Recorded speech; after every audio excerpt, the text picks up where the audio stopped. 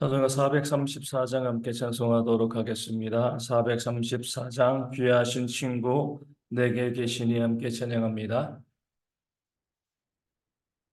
찬송가 434장입니다. 434장 함께 찬송합니다. 귀하신 친구 내게 계시니 나 주 안에 늘 기쁘다. 그 피가 내 죄 씻으셨으니 나 주 안에 늘 기쁘다. 나 주 안에 늘 기쁘다. 나 주 안에 늘 기쁘다. 주 나와 늘 동행하시니 나 주 안에 늘 기쁘다. 주 내 짐 대신 지시었으니 나 주 안에 늘 기쁘다. 그 생명 버려 나를 구하니 나 주 안에 늘 기쁘다. 나 주 안에 늘 기쁘다. 나 주 안에 늘 기쁘다. 주 나와 늘 동행하시니 나 주 안에 늘 기쁘다. 주 은총 매일 내게 더하니 나 주 안에 늘 기쁘다. 그 악한 죄악에서 지키니 나 주 안에 늘 기쁘다. 나 주 안에 늘 기쁘다. 나 주 안에 늘 기쁘다. 주 나와 늘 동행하시니 나 주 안에 늘 기쁘다. 아멘. 사도신경으로 우리의 신앙을 함께 고백합니다. 나는 전능하신 아버지 하나님 천지의 창조주를 믿습니다. 나는 그의 유일하신 아들 우리 주 예수 그리스도를 믿습니다. 그는 성령으로 잉태되어 동정녀 마리아에게서 나시고 본디오 빌라도에게 고난을 받아 십자가에 못 박혀 죽으시고 장사된 지 사흘 만에 죽은 자 가운데서 다시 살아나셨으며 하늘에 오르시어 전능하신 아버지 하나님 우편에 앉아 계시다가 거기로부터 살아있는 자와 죽은 자를 심판하러 오십니다. 나는 성령을 믿으며 거룩한 공교회와 성도의 교제와 죄를 용서받는 것과 몸의 부활과 영생을 믿습니다. 아멘. 느헤미야 4장 6절 말씀을 함께 봅니다. 느헤미야 4장 6절 말씀입니다. 제 말씀을 읽어드리겠습니다. 이에 우리가 성을 건축하여 전부가 연결되고 높이가 절반에 이르렀으니 이는 백성이 마음 들여 이를 하였음이니라. 아멘. 산발락과 도비아가 하나님의 일들을 무시하고요, 또 느헤미야와 유다 백성들을 업신여겼을 때, 또 일종의 위협이죠. 위협하였을 때 느헤미야는요 맞대응하지 않았습니다. 뭐였죠? 하나님께 가서 하나님, 우리가 이렇게 업신여김을 당하고 있습니다. 저 악한 자들을 그들이 행한 대로 갚아달라고 하나님께 기도하는 그런 지혜로운 모습을 느헤미야가 보인 거죠. 물론 느헤미야도 힘이 있었습니다. 산발랏은 사마리아 총독이지만 느헤미야도 예루살렘 총독이죠. 그리고 그 당시 그 넓은 땅을 다스리던 황제의 측근 중에 측근은 느헤미야였습니다. 산발랏은 지방관리였어요. 얼마든지 또 황제의 힘을 동원하고 해서 그 산발랏을 제압할 수가 있었습니다. 근데 문제는 황제가 있는 곳까지 너무나 거리가 멀었다는 거죠. 황제의 힘을 잇기 위해서는 정말 많은 시간들이 필요하게 되어지고, 또 황제가 그 먼 곳까지 일일이 간섭하기가 너무나 어려울 수가 있는 겁니다. 그런데 느헤미야가 자기의 힘을 믿고 내가 황제의 측근이다 이 사실을 가지고요, 이 산발락과 무력으로 맞섰으면은요, 어떤 일이 벌어졌을까요? 전쟁의 승패를 떠나기 이전에 백성들은요, 두려워했을 겁니다. 유다 백성들은. 이 겁은 멀고 주먹은 가까운 거잖아요. 황제는 멀리 있고요, 산바랏은 가까운 곳에 이 강력한 군대를 가지고 있었습니다. 느헤미야가 황제의 힘을 입어서 그 산발락과 싸워서 그 산발락을 제압하려고 하면 백성들은 일단 무서워서 두려워하면서 예루살렘을 피해 도망가고 피난가고, 그러면 결국 성벽 재건의 사업은 이루어지지 못했을 겁니다. 내 힘 믿고 내 능력으로 무엇인가 일을 이루려고 하면 하나님의 일이 되어질 수가 없는 거죠. 느헤미야는요, 자기의 힘 의지하지 않고 선발락과 맞서 싸우지 않고요, 하나님께 가서 기도했습니다. 하나님, 우리를 도와달라고 기도하고 부르짖는 거죠. 그 모습의 백성들이 얼마나 감동하고 힘을 얻었겠습니까? 느헤미야가 처음에 예루살렘에 와서 백성들을 설득할 때도 무엇이라고 이야기했어요? 하나님의 선한 손이 나를 도와서 내가 여기까지 왔다, 이렇게 이야기했습니다. 내가 뜻이 있어서, 내가 뜻을 세워가지고, 내가 힘과 마음이 있어가지고 내가 왔어, 이렇게 이야기한 것이 아니라 하나님께서 그 선한 도우심으로 나를 여기까지 보내셨습니다. 내가 여기 온 것도 하나님의 은혜입니다. 하나님의 역사입니다. 이렇게 백성들에게 고백했습니다. 그리고 난 다음에 그 산발락과 도비아가 도전하고 있는 그 어려움 가운데서도 느헤미야가 하나님께 기도하는 그런 모습을 보일 때에 백성들은 어떤 마음을 갖는 거죠? 아, 느헤미야를 여기까지 보내신 그 하나님께서 저 악한 자들도 하나님이 심판하시고 우리를 또한 도우셔가지고 이 성벽을 재건하는 그런 일들을 감당하게 하시겠다. 위험이 있고요, 도전이 있지만 오히려 더 백성들이 마음이 하나 되어지는 그런 역사가 일어나게 되어진 거죠. 그렇기 때문에 오늘 말씀을 통해서 보면 성을 건축하여 전부가 연결되었고 높이는 반 정도 그렇게 완성되어지는 그런 일들이 신속히 이루어졌는데, 그 이유에 대해서 느헤미야는요, 이는 백성이 마음들여 일을 하였음이니라, 이렇게 말씀하고 있습니다. 백성들이 마음을 합하여서 함께 일을 하니까요, 거센 적들의 도전이 있어도 그 성들이 연결되어지고 그 반 높이까지 일들이 진행되어지는 역사가 일어났다는 겁니다. 어떤 때에 백성들이 마음이 하나 되었을까요?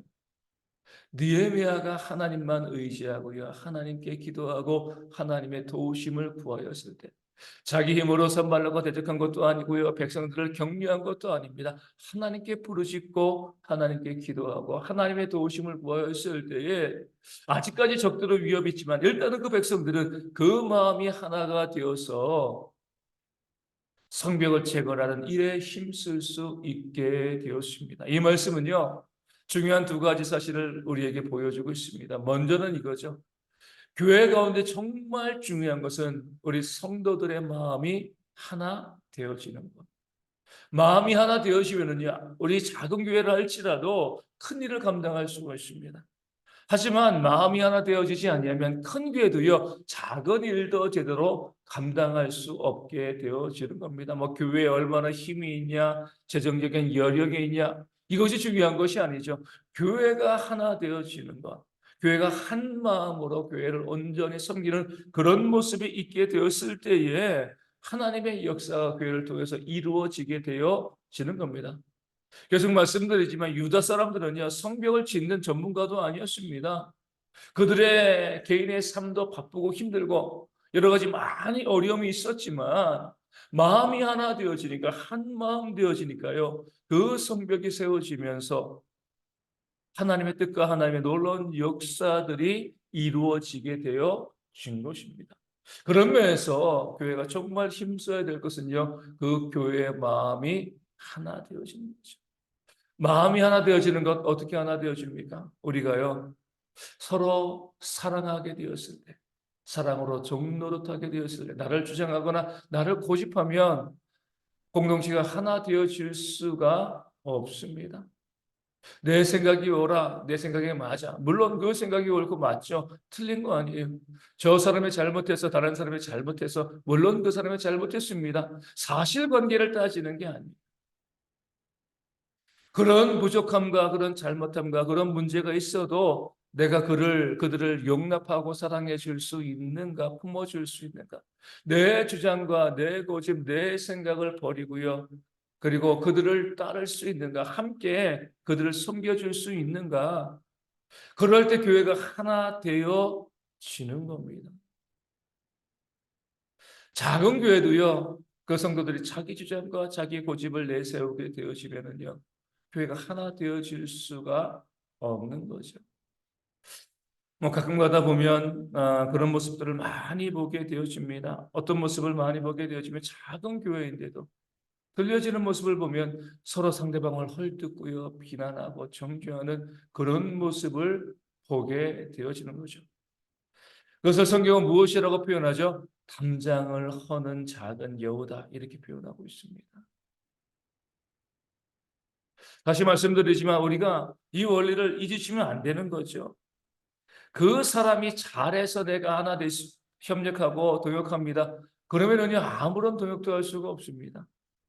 그 사람이 잘못하고 문제고 그 사람이 정말 문제를 일으키는 사람이라 할지라도 내가 그를 용납하느냐 용납하지 않느냐 이것이 하나님께서 우리 가운데 말씀해 나가시는 거죠. 우리에게 원하시는 겁니다.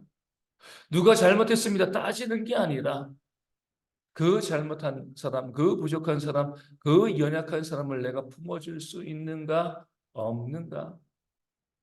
그럴 때 교회가 하나 되어지는 거죠. 계속 남을 비난하고 정죄하고 미워하고요. 그런 마음 가지고 있으면 어찌 교회가 하나 되겠습니까? 하나님께서 정말 뭐랄까요? 강력하게 또 진노하시고 심판하시는 사람들은요. 교회를 분열시키는 사람들이죠. 남을 비난하고 정죄하는 사람들입니다. 하나님께서는 성령이 하나 되게 하신 것을 힘써 지키라 우리 가운데 말씀하고 있습니다. 성령께서 교회를 하나 되게 만드셨는데 그 하나 된 교회를 점점 무너뜨리는 사람들 하나님께서 당연히 그들에게 심판하실 수밖에 없는 겁니다. 물론 그들의 이야기, 자기 주장을 고집하고요. 자기 이야기할 때 내가 맞고 저들이 틀렸습니다. 그 이야기가 틀렸다는 게 아니라니까요. 맞습니다. 그럼에도 불구하고 하나님이 원하시는 것은 그들을 품어주는 것을 원하시는 것이지 그들을 정죄하는 것을 원하시지 않는 거죠. 예수님께서도요, 자기를 3번이나 부인한 베드로를 향해서 정죄하지 않으시고요, 내가 나를 사랑하느냐 품어주셨을 때에 그가 위대한 사도가 되어질 수 있었던 겁니다. 성경이 우리 가운데 말씀하고 있는 거죠. 예루살렘 성민들이요, 그 유다 사람들이 정말 미약한 사람이지만 마음 들여서 마음이 하나가 되었을 때 그 성벽이 연결되어지고 중간까지 완성되어지는 그런 모습이 있게 되었습니다. 그것이 바로 교회를 세워가는 거죠. 그 미약한 자들이 마음이 하나 되었을 때 큰 사역을 감당한 것처럼 우리가 얼마나 작은가, 우리가 얼마나 미약한가, 우리가 얼마나 부족한가 이거 따지시면 안 돼요.